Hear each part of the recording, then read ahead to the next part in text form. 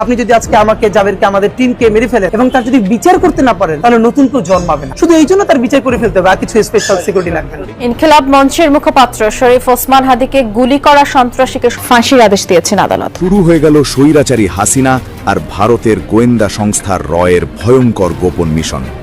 ঠিক যেন ৭১-এর সেই কালো রাতের অপারেশন সার্চ লাইটের নতুন সংস্করণ, যার প্রথম ও নির্মম শিকার হলেন জুলাই বিপ্লবের অন্যতম লড়াকু সৈনিক শরীফ ওসমান হাদি। বাংলাদেশে স্বাধীনতা সার্বভৌমত্বের আজাদির মুখপাত্র হচ্ছে হাদি, গণ অভ্যুত্থানের ভয়েস হচ্ছে হাদি। অতএব কোনোভাবে এই রাষ্ট্রকে দুর্বৃত্তপনার কাছে আমরা সারেন্ডার করতে দেব না। ইনকিলাব মঞ্চের মুখপাত্র শরীফ ওসমান বিন হাদিকে গুলি করার ঘটনায় সন্দেহভাজন ফয়সাল করিম দায়ের শিকারে ১৬৪ ধারায় জবানবন্দি দিয়েছে। দুপুরে ঢাকার মুখ্য বিচারিক হাকিম আদালতের বিচারক রাজীব হাসানের আদালতে তার জবানবন্দি রেকর্ড করা হয়। ত্রয়োদশ জাতীয় সংসদ নির্বাচনে সম্ভাব্য স্বতন্ত্র প্রার্থী ও ইনকিলাব মঞ্চের আহ্বায়ক শরীফ ওসমান বিন হাদিকে গুলি করার ঘটনায় সন্দেহভাজন একজনকে শনাক্ত করেছে পুলিশ। বলা হচ্ছে ওই ব্যক্তির নাম ফয়সাল করিম মাসুদ ওরফে দাউদ খান। এই ব্যক্তি কে, তার পরিচয় কি, তা নিয়ে কৌতূহল তৈরি হয়েছে। হাদির উপর গুলি চালানো যুবক আসলে কে?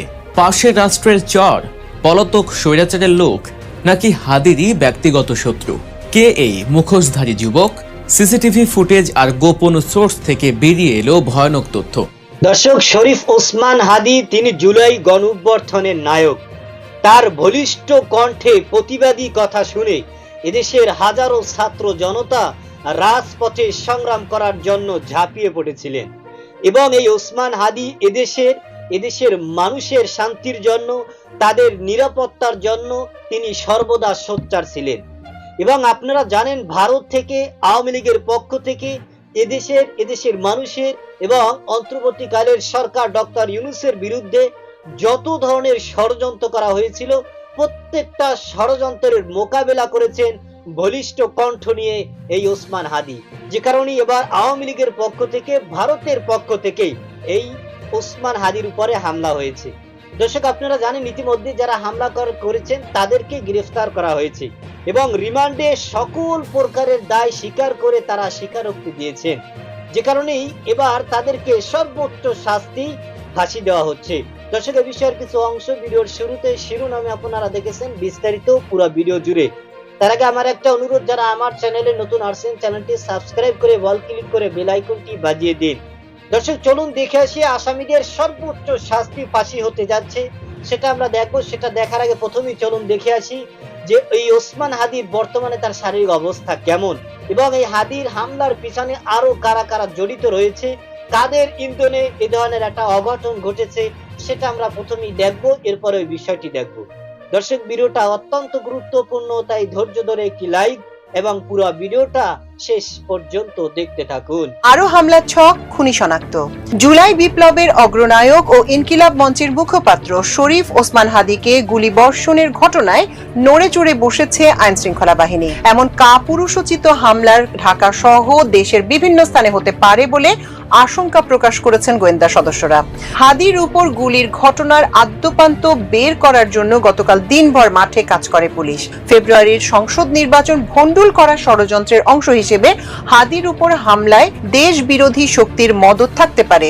তার উপর হামলার পর জুলাই আন্দোলনের সঙ্গে সংশ্লিষ্ট অংশীজন আগামী নির্বাচনে প্রার্থী ও বিভিন্ন রাজনৈতিক দলের নেতাদের মধ্যে নিরাপত্তা নিয়ে নানা সংশয় ও উৎকণ্ঠা তৈরি হয়েছে। হাদির হামলার ঘটনার সঙ্গে পতিত স্বৈরাচারের দল কার্যক্রম নিষিদ্ধ আওয়ামী লীগের ঢাকা মহানগর দক্ষিণ যুবলীগের বহিষ্কৃত নেতা ইসমাইল হোসেন সম্রাটের জড়িত থাকার সন্দেহ করছে আইন শৃঙ্খলা রক্ষাকারী বাহিনী।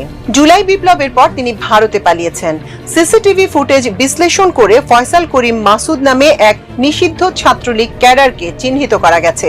ঢাকা মহানগর গোয়েন্দা পুলিশ ডিবি জানিয়েছে, ২০২৪ সালের জুলাই আন্দোলনের সঙ্গে সংশ্লিষ্ট দল, গোষ্ঠী ও নেতাদের মধ্যে ভয় ধরাতে হাদির উপর গুলি করেছে চক্রটি।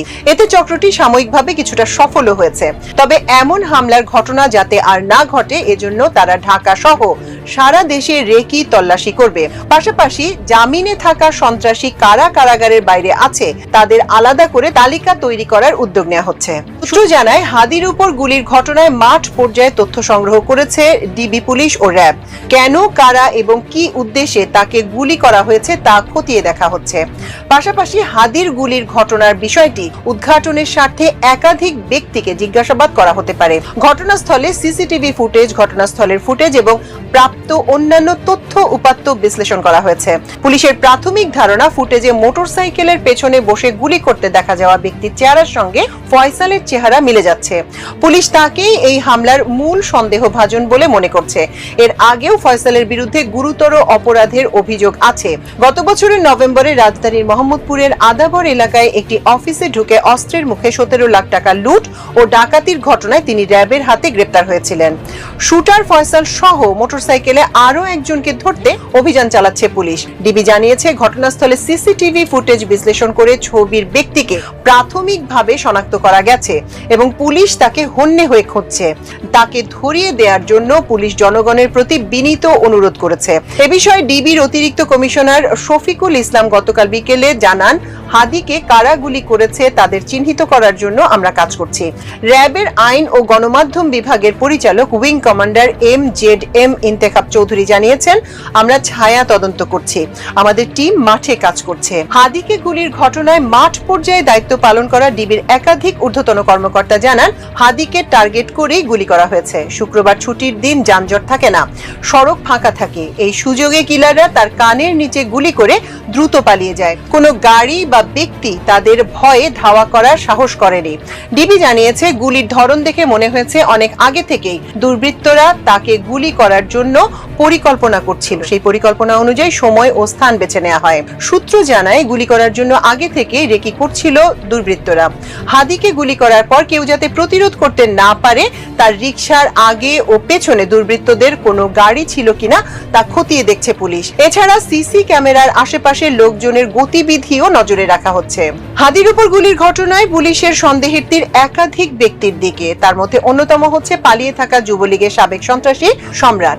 হাদিকে গুলিবর্ষণের মাধ্যমে পতিত স্বৈরাচারের ভোট ভণ্ডুল করা ষড়যন্ত্র করার পরিকল্পনা আছে বলে ধারণা করছে পুলিশ। কিছুদিন আগে অস্ত্র আইনে তার যাবজ্জীবন কারাদণ্ড হয়েছে।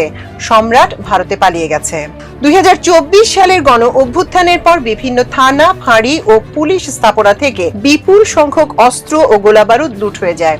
অবৈধ এসব অস্ত্র উদ্ধারে নিয়মিত অভিযান চললেও পুরোপুরি সফলতা আসেনি।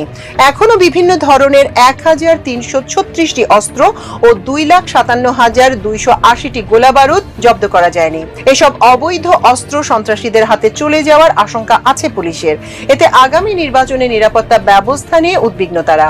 ভোটের তারিখ ঘোষণা দেওয়ার পরের দিনই হাদির উপর হামলার ঘটনা ঘটেছে। এতে আইন শৃঙ্খলা বাহিনীকে ভাবিয়ে তুলেছে। পুলিশ জানিয়েছে, হাদির উপর গুলির ঘটনা মূলত ফেব্রুয়ারিতে অনুষ্ঠেয় ভোট ভণ্ডুল করা ষড়যন্ত্র রয়েছে। দর্শক, আপনারা জানেন, জুলাই গণঅভ্যুত্থানের নায়ক শরীফ ওসমান হাদি, তার বর্তমান শারীরিক অবস্থা খুবই আশঙ্কাজনক। এই ওসমান হাদি বলিষ্ঠ কণ্ঠ নিয়ে সবসময় জালিমের বিরুদ্ধে মোকাবেলা করেছেন। বাংলাদেশের বিরুদ্ধে, বাংলাদেশের মানুষের বিরুদ্ধে যারা সর্বদা ষড়যন্ত্র করেছেন, যারা এদেশে দীর্ঘদিন ক্ষমতায় থেকে ফ্যাসিস্ট হয়ে উঠেছিলেন, তাদের বিরুদ্ধে বলিষ্ঠ কণ্ঠ নিয়ে বন্দুকের সামনে দাঁড়িয়ে বুক পেতে কিন্তু প্রতিবাদী কণ্ঠ দিয়েছিলেন এই ওসমান হাদি। এবং তিনি কিন্তু মৃত্যুকেও পরোয়া করেন নাই। তিনি বলেছেন, এদেশের মানুষের শান্তির রক্ষার জন্য, এদেশের সুস্থতার, এদেশের মানুষের সুস্থতার জন্য, এদেশের সৌন্দর্যের জন্য আমি আমার জীবন দিতেও রাজি। দর্শক, এই ওসমান হাদি তিনি কিন্তু ফ্যাসিস্ট সরকারের বিরুদ্ধে, ভারতের বিরুদ্ধে এবং অন্যায়ের বিরুদ্ধে, চাঁদাবাজির বিরুদ্ধে কিন্তু বলিষ্ঠ কণ্ঠস্বরে তিনি সর্বদা প্রতিবাদ করে এসেছেন। তারই ধারাবাহিকতায় কিন্তু তিনি এবার নির্বাচনে প্রার্থী হিসেবে দাঁড়িয়েছিলেন এবং তিনি কিন্তু গণমাধ্যমে জানিয়েছিলেন যে আমি যদি এমপি হই, আমি যদি সংসদে যাই, সেখানে সর্বপ্রথম যারা দুর্নীতিবাজ রয়েছে, যারা অন্যায় লুটপাট রয়েছে, যারা চাঁদাবাজি রয়েছে, তাদের বিরুদ্ধে সর্বপ্রথম আমার কাজ অব্যাহত থাকবে। দর্শক, যে কারণেই কিন্তু এই ওসমান হাদির উপরে হামলা হয়েছে। সুতরাং এই বক্তব্য দ্বারা বোঝা যায় যে চাঁদাবাজিরাই, দুর্নীতিরাই, মূলক যারা করে অপরাধের সাথে যারা জড়িত তারাই কিন্তু ওসমান হাদির আজকের এই অবস্থা করেছে, যে কারণে এবার ওসমান হাদি মৃত্যুর সাথে পাঞ্জা লড়ছে এবং ডাক্তাররা এখনো পর্যন্ত তার শারীরিক অবস্থার কোনো ভালো দিক নির্দেশনা আমাদেরকে দিতে পারে নাই। দর্শক, এই ওসমান হাদি তিনি মানুষের শান্তি চেয়েছিলেন, দেশের ভালো চেয়েছেন, দেশের মানুষের ভালো চেয়েছেন, নিরীহ অসহায় মানুষের সুখের জন্য, শান্তির জন্য, দেশের সুস্থ নির্বাচনের জন্য কিন্তু তিনি সর্বদা কাজ করে গিয়েছেন, যে কারণে আজকে তার এই অবস্থা। এবং এদেশে এ ধরনের ওসমান হাদিকে কিন্তু গুলি করে চিরতরে তাদের প্রতিভা নিভিয়ে দেওয়া সম্ভব নয় এবং তাদের বলিষ্ঠ কণ্ঠ চিরতরে বন্ধ করে দেওয়াও কিন্তু সম্ভব নয়। বাংলাদেশের সর্বস্তরের জনগণের তীব্র নিন্দা এবং প্রতিবাদ জানিয়েছেন এবং আপনারা জানেন অন্তর্বর্তীকালের সরকার ডক্টর ইউনূস ইতিমধ্যেই ঘোষণা দিয়েছেন যে এই আসামিকে যে ধরে দিতে পারবে তাকে 50 লক্ষ টাকা পুরস্কার দেওয়া হবে। দর্শক, এবার দেশের সর্বস্তরের জনগণ এবং প্রশাসন ও সরকারের সর্বস্তরের কর্মকর্তারা কিন্তু তারা পরিপূর্ণভাবে অ্যালার্ট হয়েছেন এবং এই ওসমান হাদির হামলার পিছনে যারা রয়েছেন, যাদের ইন্ধনে, যাদের পরামর্শে, যাদের সাহসিকতা এই ধরনের একটা অঘটন ঘটেছে, তাদেরকে অতি দ্রুত চিহ্নিত করে প্রশাসনের মাধ্যমে এদেরকে আইনের আওতায় এনে সর্বোচ্চ শাস্তি দিতে হবে। এটা এদেশের মানুষের দাবি, এদেশের জনগণের দাবি, এদেশের সকল রাজনৈতিক নেতাকর্মীদের দাবি। দর্শক, আপনার কি দাবি সেটা আমাদের কমেন্ট সেকশন অবশ্যই জানাবেন। আজ এ পর্যন্তই। সুস্থ থাকবেন, ভালো থাকবেন। দেখা হবে আগামী কোনো ভিডিওতে, কথা হবে নতুন কোনো বিষয় নিয়ে। সে পর্যন্তই ভালো থাকবেন। খোদা হাফেজ।